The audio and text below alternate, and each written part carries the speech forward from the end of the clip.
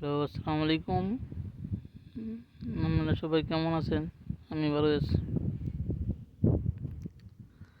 আজকে ইতালিতে আবার অনেক গরম পড়েছে। তাপমাত্রা 40-এর কাছাকাছি চলে গেছে।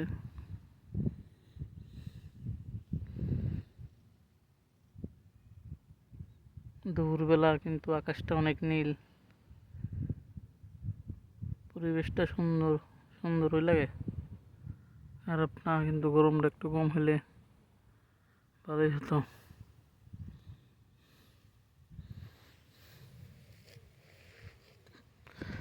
যাই হোক,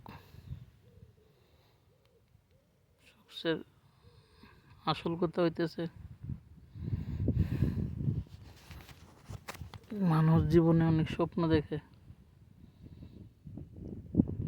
সে তার স্বপ্নের শিখরে বসার জন্য চেষ্টা করে।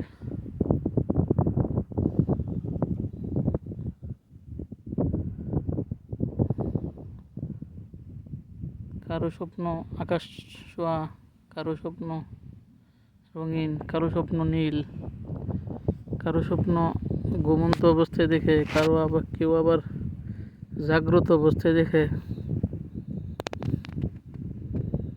কিন্তু আমি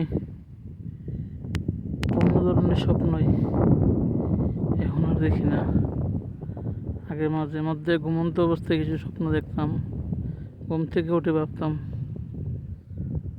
এটাই বুঝি আমার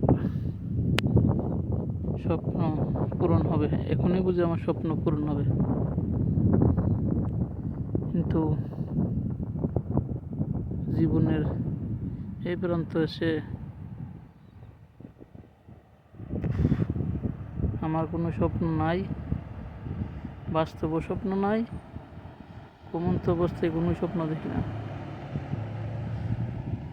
যা অনেক মানুষের ক্ষেত্রে আছে এবং সবাই দেখে থাকে। কিন্তু আমার স্বপ্নগুলো এখন ধূলিসাৎ হয়ে গিয়েছে এবং বাস্তবতার সম্মুখীন, যা কি আর বলবো, এটি এক নির্মম পরিহাস। এখন আমি না স্বপ্নের জন্য, না স্বপ্ন আমার জন্য আছে, আমি শুধু নিঃস্ব এবং নিঃস্ব। আমি এখন অনেক নিঃস্ব জানো, আমি অনেক নিঃস্ব। স্বপ্ন আমার ডাকে না, আমি আর স্বপ্নকে ডাকি না।